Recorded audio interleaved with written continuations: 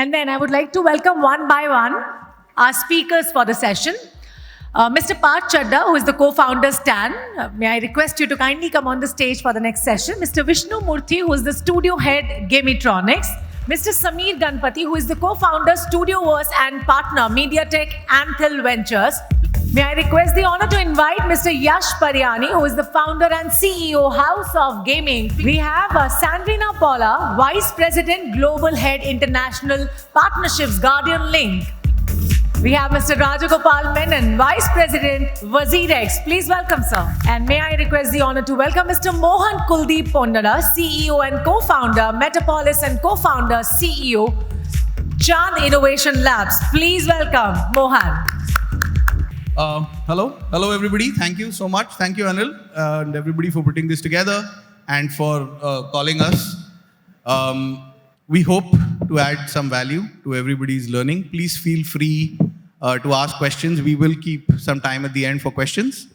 But before we move to that, I want to kind of kickstart the panel with essentially one question which I'd like everybody to answer is, I ended the presentation I was doing with a real world problem that Web3 and the semantic web will solve, right? So could you talk or could you think about what is the problem that you think that you would, or the organization or the industry that you're in Web 3.0 will end up solving? Because unless there's a problem you're solving, there isn't going to be mass adoption, right? So why don't you start? Great. Yeah. Thanks, Chaitanya. Hi, everyone. I'm Mohan. I'm CEO and founder of Chaddha Metaverse and Metapolis. Now that the introduction is done, I will move on to the answers. So the way we see it, being a metaverse company, being a metaverse platform development company, in fact, we are one of the first metaverse as a service platform.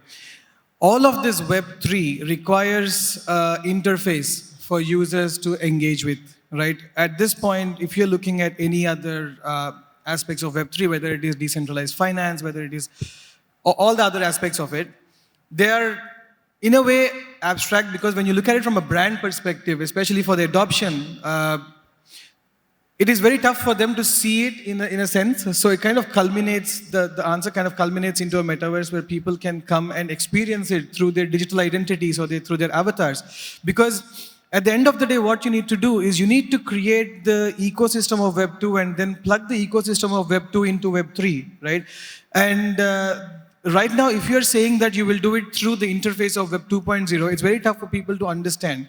Also, going back to your talk when you were mentioning about the semantic web aspect of it, where people make meaningful connections. The way metaverse is actually an iteration of the internet as we know it. It's going to be Internet 2.0 with users controlling ownership of their data and the information that they have. But most of that is abstract. But if they have to convert them into a digital identity, they require an avatar. They have to kind of present themselves through an avatar. So that is the change we are bringing to the ecosystem. We are providing a platform as a service where users can come, they can create their identities, they can open up interoperability through our wallet. In fact, we are weeks away from launching our own wallet, which is a cross-chain wallet that lets you carry your let's say coins or rewards or assets or NFTs, whatever it is, into other blockchains and then seamlessly move through different metaverses, different applications, etc. So from the Metapolis and Chaddha perspective, this is the change we are bringing. Just to add to that, and before I pass it on to the next person, we are also opening up a creator economy, which is central to what we do. Because again, like data is important to users, different economies are important to Web3 as well. So just like how we had the emergence of Uber and Airbnb in Web 2.0, we are going to see new economies come up in Web 3.0. So we are opening up creator economies and providing them with tools that let people come and create value out of Web3, which I think is the most important thing because that's where adoption lies. Thanks. Thanks. And yeah, I mean, access and making things easier for the transition is a problem to solve, right? Now, at the base of all this, the entire Web3 ecosystem, kind of the oil that makes this thing move, other than data, is tokens. As of now, that is the only way that you can transact in Web3 space or in the metaverse space. And tokens have had a large up and down over the last couple of years. But as of now, there's nothing you can do about it. That is the only medium of exchange. Right? So given that power and that responsibility, how do you look at the entire token management, token distribution, token trading aspect of the immersive space? So, really good question. So, just for the sake of everybody to understand how big the token economy is, there are 20,000 tokens plus listed in crypto exchanges across the world. So it's not a small number. So there are at any point of time 20,000 experiments that are happening. So it's like these 20,000 .coms that happened in 2000. Most of them will fail, some of them will succeed. The ones that will succeed will be the ones that have a real problem that they're solving. So, a lot of exchange tokens are there. There are tokens like Ethereum, which essentially perform the role of petrol in Web3. There are tokens like Socios or Chili's. So when Lionel Messi joined Paris Saint-Germain, he was paid a chunk of his fees in tokens. And if you hold the token of Paris Saint-Germain, you can actually vote on stuff. So it depends upon the real world problem that you're trying to solve. Just to give you context, WazirX last year, so just to give you, you might think that it's very, very far away, Web3 se mujhe kya karna hai? But in 2001, March 2000, in the last financial year, WazirX closed with a turnover, in terms of traded volume, $48 billion. That was what the turnover or trading volume of WazirX was. Thanks. So, Sandrina, you're essentially building the tech infrastructure to kind of where all this sits, right? What I understand, Guardian Link is essentially creating that entire tech base for crypto, all of this to sit in. So how do you look at, because you will end up being a pure B2B kind of player. How do you see the other end of the B respond and experiment and take that first step or the second step to move their businesses, to port their businesses, to port whatever service they're offering to Web3 and the immersive space? Thank you. So I represent Guardian Link. We are a no-code NFT platform. We've worked with brands, celebrities to help them launch NFTs in the mainstream, and that's my forte. So, to begin with, before, Bitcoin really brought this hype around, I would say, and then NFTs happened and so on. But we brought NFTs mainstream in India by launching Mr. Amitabh Bachchan's NFT, pricing it at just $10. And the amount of, that's the amount of trade that's happening right now at a 10x amount. And our vision is to make NFTs mainstream in India. So pretty much, I'm excited to announce as well that yesterday we've dropped our car racing game at just $1. So this is something that was hard, but we do want the adoption to happen in India. And why not, go explore. This is the only way that you learn about the space, because at the end of the day, it's just like, learning how to swim. And all of us right here are building something in this platform, be it metaverse, be it gaming, be it NFTs. So, yeah.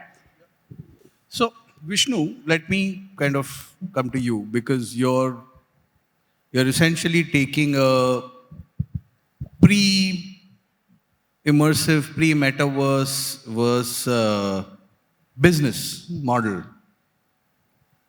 events and experiences, and building it a fabulous immersive version of that at Party Night, right? Also, you successfully and appropriately convinced multiple brands to take that step and invest in building their brand on in the metaverse. So what's been that journey?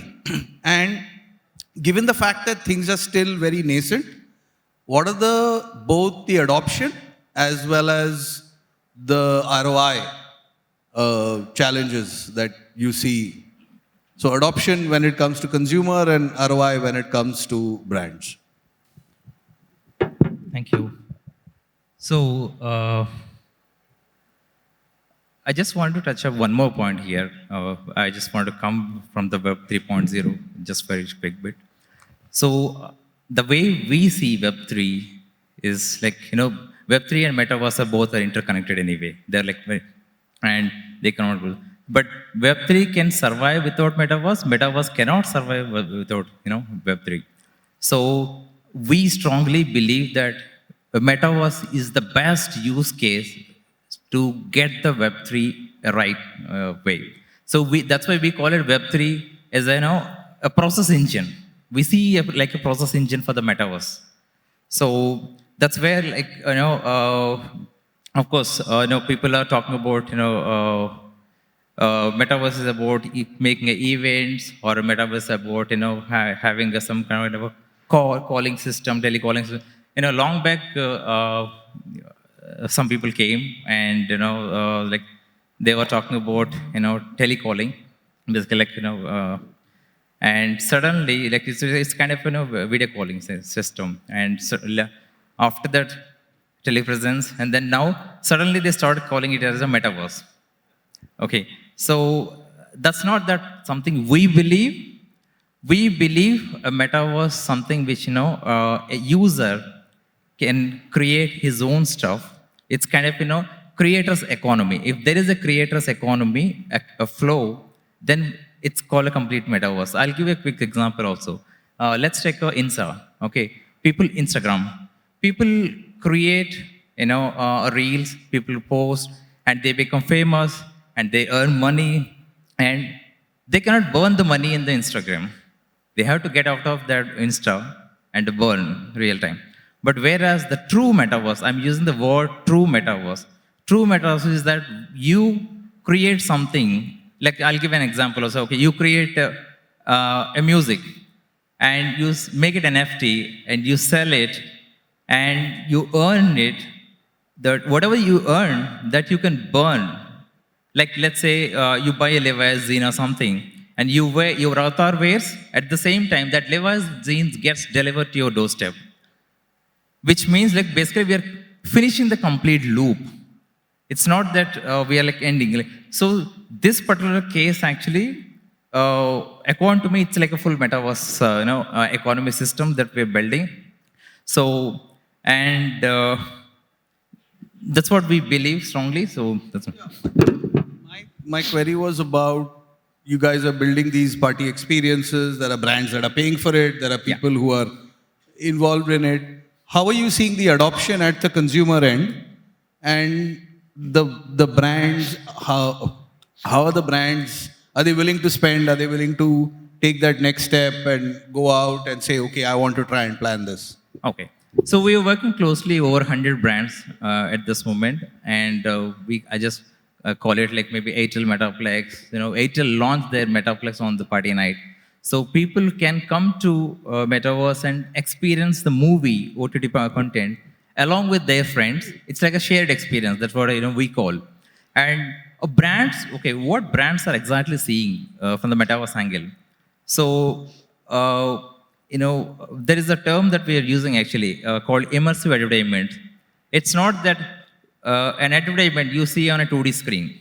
So let's imagine, a thumbs up advertisement. Okay, Salman Khan is, doing a stunt.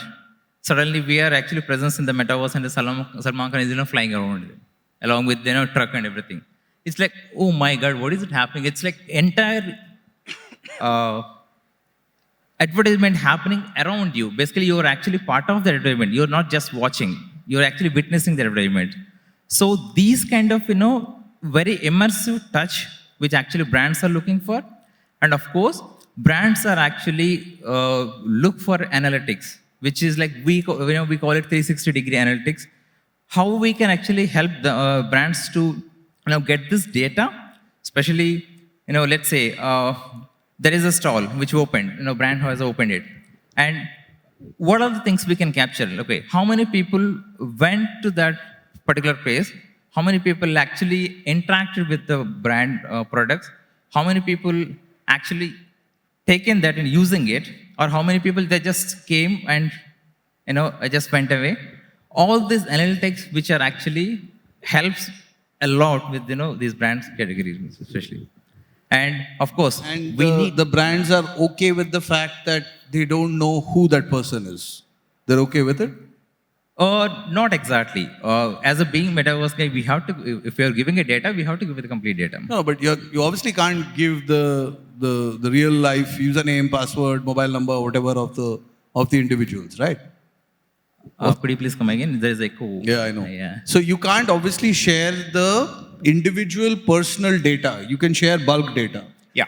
Of course. And brands are okay with not having that, because right now on Google or Web 2.0, they know exactly who is checking it out and what else has this person seen or heard or Got it. etc. So brands are okay with Yeah, it. brands are absolutely okay because they're actually getting the in a person who is getting the data, like what is the, how many people are actually Yeah. visiting, and they'll get the ratio at least. Like okay, Fair enough. Okay.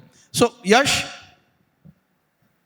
gaming from board games to immersive, right? It's probably one of those very, very few industries which still exists at the absolute analog level, cards, and at the absolute other end of the spectrum, which is immersive. So, given the fact that this is so innate to humanity, that people they like to game, they like to have that experience. How do you look at looking at Web3 solving a problem that, or making life better for people who want to game? So I think one of the biggest problems we're trying to solve is, again, interoperability. And what we've seen is games like Fortnite, people buy a character and avatar over there. When you buy it, you can never ever use it anywhere except for Fortnite. What we've trying to establish and solve is that when you buy an NFT on our platform, Hefty Games, eventually you can use that as an access pass to over 20 different blockchain games that we've tied up with and have that one avatar usable across all the same games. So when you buy an avatar in Web3, you actually own that asset.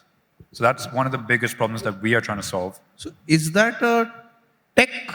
Are you using tech as an instrument to solve the problem, or are you using access as an instrument to solve the problem? So do you have conversations with all these metaverses and say, you know what, please, this is the one that should be allowed here and here and here and here and here?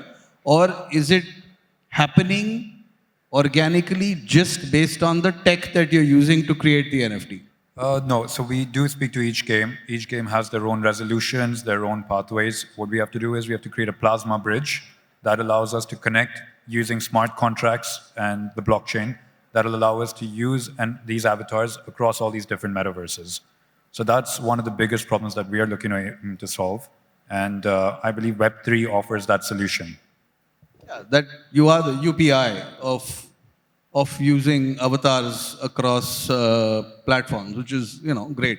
And since we kind of spoke about UPI, let's talk about funding, and let's talk about investments, and let's talk about how organizations approach this from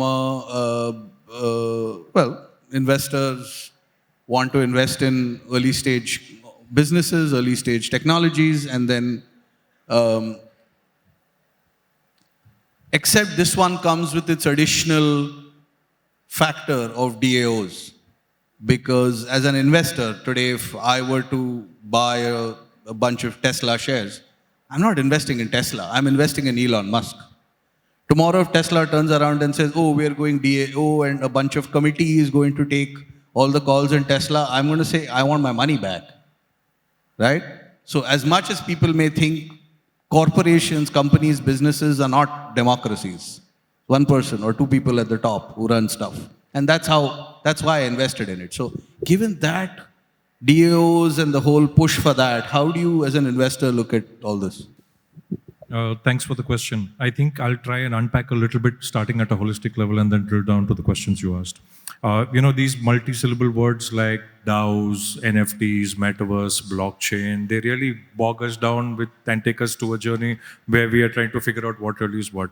But if you actually go and look at the construct of the metaverse, if you go and look at the construct of Web3 as such, there's actually a lot that is happening, not only in India and around the world. You mentioned very aptly through the cycles that things happen. I think, we spoke about so many coins being listed on the exchange. If you actually go back 200 years in history, before regulated banking was started in the US, every bank had the ability to issue their own currency. And due to the complications it created over there, there was the requirement for a central or a nodal agency to be able to make sure that exchanges happen. Now, whether you call that as a crypto exchange or whether you call that as a token or whatever you call it, I think it's all trying to solve some particular problem or the other. We generally tend to talk more on the consumer side of things, because when you're talking about NFTs, you're talking about games, you're talking about the metaverse, you're talking about brands. But if you actually double click a little bit and if you look at the enterprise side, that is one place where multiple real world problems are being solved as we speak. You look at what Ripple is doing in Africa, all right? And there are 135 different kinds of financial institutions across 25 countries who have signed up with them to try and create instant liquidity when it comes to remittances. If you look at the agri-tech space, in order to create a lot of transparency in the entire food supply chain, the blockchain technology is being utilized for a very, very long period of time. Although they're closing it down by next year, if you look at the entire shipping industry, Maersk and a couple of other people have actually got real-time access to any vessel which is moving from any part of the world. They probably did not get the participation from the industry at large, because of which they're probably going to sunset that business. If you look at what Facebook is doing with Meta, is doing with Horizon, if you look at what Microsoft is doing on the enterprise side, there are lots of industries which have already migrated. And if you look at robotics, if you look at financial technologies, if you look at travel, there are lots of airlines who are recreating the entire experience of just how you book a travel, rather than just go on a website, look at the deal for the day. And obviously, as individuals, we are so bogged down with what we do. It takes some time before all of this registers to us as individuals, So sitting as on the side of a venture capital firm, we have a little bit of a privileged view. We have a broader understanding of all the things that are happening in the space. And I can tell you some things about India at large and the world at large. Irrespective of the fact that there is funding winter or whatever it may be, I think fundamentally what we need to do, we need to differentiate Web3 and cryptocurrency, right? We got to understand Web3 for what Web3 is. We got to understand crypto for what crypto is. You got to understand for what metaverse is. You got to understand what NFTs are, right? These are all going to evolve. What we say today will not hold true probably tomorrow, day after, even a couple of years down the line. At the end of the day, my personal thesis is that anything which enriches the experience for a consumer, either from an ownership point of view or from an experience point of view or from a revenue monetization point of view, that is something what is going to hold true. We spoke a little bit about DAOs, right? And if you actually go and look at how DAOs operate and function, if you look at something which is purely subscription-driven based, right, where the rules are very firmly clear, there is no need for human intervention. There are smart contracts which can actually take care of that. So you don't necessarily need to have a centralized kind of a management structure, or you need to have whatever. So it all depends on the use cases. It all depends on the problems that you're trying to solve. Yes, a traditional investor may necessarily want to have accountability within the system, to be able to look at a board or a founder or whatever. But once again, these are early days, right? DAOs are also figuring their way out. And there are lots of ways and means by which they are evolving. So what stands true today may not stand true a couple of months down the line. We spoke a little bit offline about Twitter, right? I think somebody was talking about Yeah, Twitter sure. being able to run decentralized very well. So if you look at what the next set of features on Twitter could be, I don't think you need to have a centralized management for that, right? There are multiple use cases. So the structure and the role of DAOs will evolve as we go forward. What we are looking for is that we're looking for the Indian story, right? I think you mentioned offline that there are more than 3,000 companies who are in the Web3 space at one point or the other. Let me quick intervention. So before he goes on to that, globally, funding for the immersive space has dropped by about 60% in the last year. But funding for all companies has dropped. So fintech, everything has dropped, right? So it's not unique. What's unique is that in India, the number of companies that have been funded and are operating has gone up from 800 to 3,000 in the last 18 months. And that's also something that I'd like him to talk about. But what I can tell you for a fact is this: over the last few months, there has been more than $3 or $4 billion which has been raised globally specifically for Web3.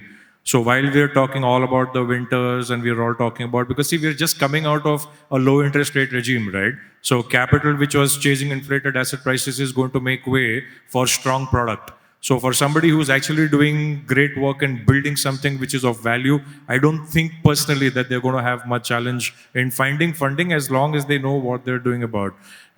So that's what we are looking at. We're looking at the people who are building very valuable propositions, whether it's the infrastructure space, whether it is the avatar space, it doesn't matter. It's a broad spectrum. There is no particular thesis one can bet as of this point in time. It's very, very early. But for the right business, there is money. There is a lot of ecosystem push as well. We work very closely with T-Hub, which is Telangana. Vishnu will probably know a little bit more about it. So you're actually looking at the government also at the state and central level who is creating all of these avenues, whether it is funding, infrastructure, office, business model, etc. So I think we'll get there. We just have to navigate through these waters and then we'll get there. Telangana is one of the few states that's actually done good job. So Jayesh Ranjan, who's the IT secretary there, is really good. So just on one bit which everybody talks about and I want to talk about. So in the media and entertainment industry, the most monetizable commodity is IP, intellectual property. Now, given the fact that Web3 hugely strengthens IP and the ability of people to, at least know where their IP is being deployed, if not control it, maybe control it eventually. How do you look at all of y'all, how do y'all look at IP, right? So for example, how would you look at a particular token or a particular crypto having a value that's larger than what its intrinsic value? Bitcoin, right? It suddenly became very cool. But there were lots of them, others out there that were actually delivering better value. So IP in that, she deals with IP, right? Her whole business model is based on these individual brands that want to market themselves. Same thing in gaming, same thing in party night, Zakir Khan, so on and so forth. So how do you all look at IP and monetization of individual brands in the Web3 space? So IP is critical in Web3 simply because it's more fair. Because all of us know that there are 700 million Indians out there with mobile phones that have mobile internet. The largest YouTube channel is T-Series. We are the largest media consumption animals at this point of time. So what is going to happen is that a lot of content is going to be tailor-made towards Indians. So you would have already noticed it. You'll have a lot of Firangs reviewing Kantara. Why are they doing that? They're just doing that for eyeballs. Eyeballs get monetized. So you'll see a lot of content that is going to be tailor-made for Indians. Now the problem with conventional Web 2 solutions is that it is inherently unfair towards the creator. Because YouTube or Instagram or Facebook retain, YouTube especially, 55% of all the revenues that you generate. Only 45% is given to you. So what the Web3 does is that it just breaks that barrier. Now Web3 it's a nice thing to say, but it takes a lot of time to build your audience there. Lastly, I'd just like to conclude by saying that, there is this saying that if you discover 1,000 fans, and true fans who are willing to pay for your IP and your content, and they're willing to pay, say, $100 a month. So you're set for life, right? 1,000 into 100 is $100,000 per month. But to reach there, you have to have a certain amount of talent, a critical mass of followers who are willing to pay. So Web3 is going to be a heaven for a creative consuming country like India, who's also creating a lot of content. So with IPs, right, I work with brands, and it's very important and celebs that they own 100% ownership. If not, speaking with brands on a day-to-day basis, maybe influencer, famous one, would not have the IP rights to, the song that she's been featured on. So in that case, we truly suggest that, we have a revenue partnership with, the IT, the guys who owns the IP. And in this way, we've been, successful. And as well as I would like to add that at Guardian Link, that's our forte. What distinguishes us with OpenSea and the rest of the world is because we provide a branded launchpad.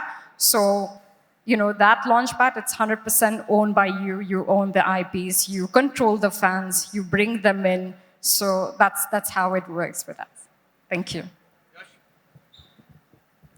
So IP, especially in gaming, is probably one of the most integral parts. What really holds the business together is, especially when it comes to NFTs, is what IP it's linked towards. That ascertains the value that you would have towards it. So IP essentially is how you would appraise your entire value of the NFT or anything in the metaverse as well. That's how you'll be able to accrue the value, whether it's a gamer, whether it's a game. All of these are instrumental in building out Web3. Right. But for example, if you are taking interoperability in visual likeness, visual representation, which is basically what an avatar is, how are you then able to go back and link that to one common IP value, which is then spread across all of them? Because every single metaverse has different smart contract, different entire business ecosystem. Like, it's literally like trying to use a rupee in the US, right? There is no currency interoperability today. There you have to go through an exchange. So how are you kind of looking at that, especially when it comes to that interoperability?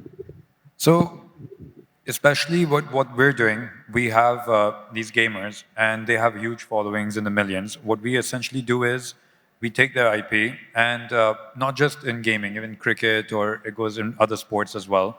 And we add value by, like you said, creating an avatar of them.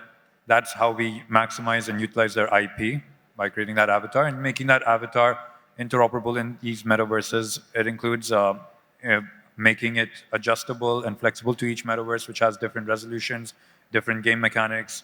So that is essentially, IP is the base of how you would be having the entire avatar process created as well. Right. So I'll come to you last, actually, because Vishnu, you guys are taking all these IPs that are out there of all these content creators and entertainers, and you're taking brand value, you're taking brand money, and then you're building out an experience IP. Party Night is an experience IP, right? Just like I go to Sunburn, I know it's an experience IP. Starbucks is an experience IP. It's not a coffee. They don't sell coffee. They sell atmosphere, experience, right? So you're building that out. Now, how are you looking at the IP monetization of Party Night itself? Are you looking at taking Party Night and allowing other metaverses to set up a Party Night room, which is a Party Night branded room, right? Just like you have, I don't know, the Playboy Club, right? It's all over the place. Playboy doesn't own all of it. So how do you look at monetization of experience, Web3 immersive experiences, which is what a Party Night is? Okay. All the metaverses at this moment, like, talking about interoperability. Okay. So people can, having their own avatar in Decentraland or, bring that into party night or different. So, being, a platform, creator, first we need to protect things, which doesn't go wrong, technically. So, at the same time, we need to, bring all the, standardization in order to maintain this, in the right direction. Because we cannot, just like real world, in a wild world, we cannot live. Same way in the meta world also. Correct, but how are you looking? Say somebody comes to you, say Anil comes to you and he's setting up Animation Express metaverse, and I want to take the party night visual, the feel, the experience, and stick it up as a section of my metaverse. Is that something that you all are even looking at? Where now you have created an IP out of an experience and you're monetizing it. Okay, so since we are talking about the creators economy, whereas people can come to the party night and create, like, let's say, I'll take example of an architect, okay? An architect come to the metaverse and create with his imagination, create a beautiful world, okay? That world can be converted within the metaverse itself and keep it on as like a non-fungible token or a semi-fungible token. Look, if people can rent it or if they can buy it. So brands can look into these kind of existing assets if they have a limited time. So they can pick something which is suitable for them. Otherwise, they can get their own things, which done by their own designers. Okay, so let's start. So how do you look at IP?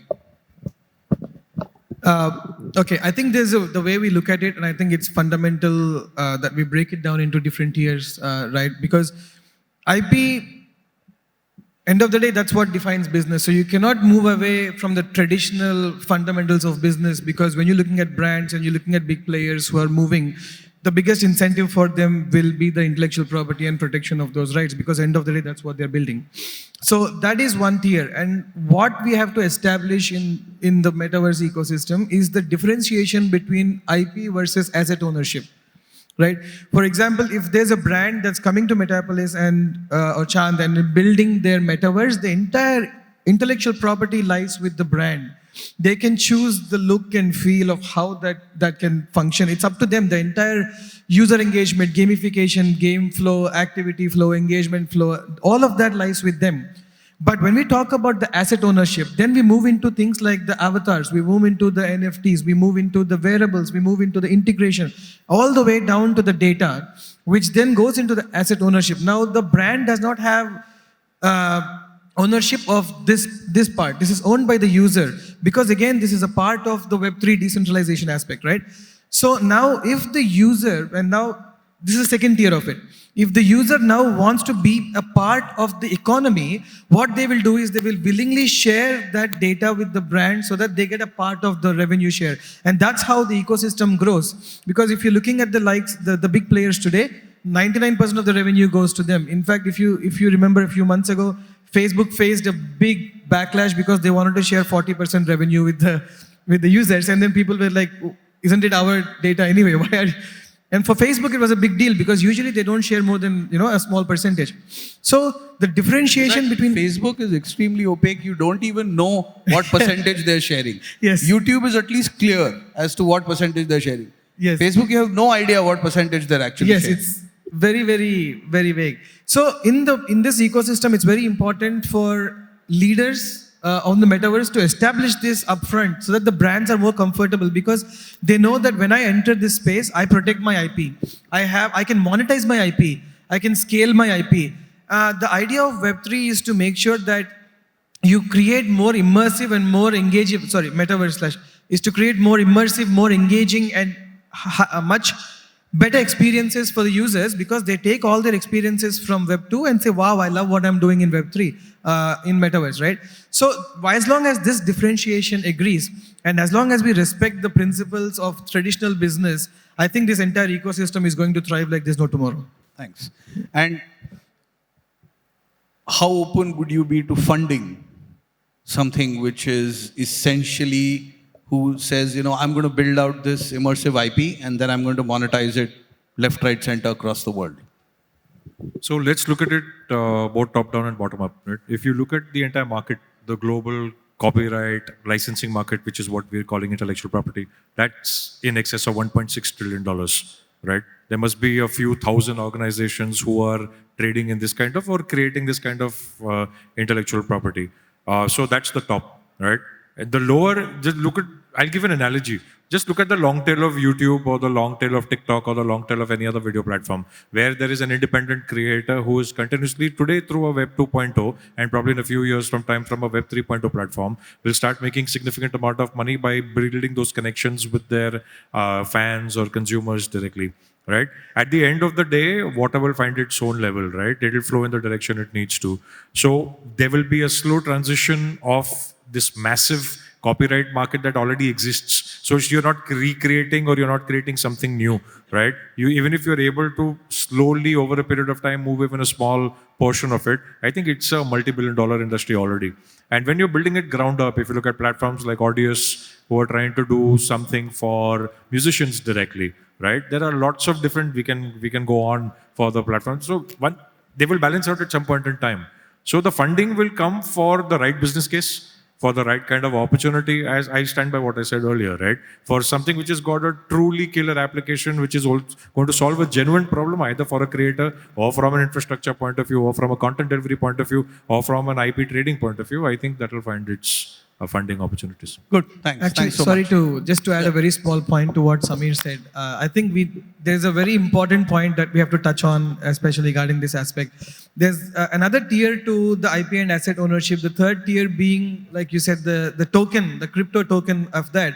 Because the way these three are connected is because when you separate the intellectual property and the asset ownership, the users with the asset ownership through the token economy will drive the value of the intellectual property up, which is the actual holy grail of this entire ecosystem.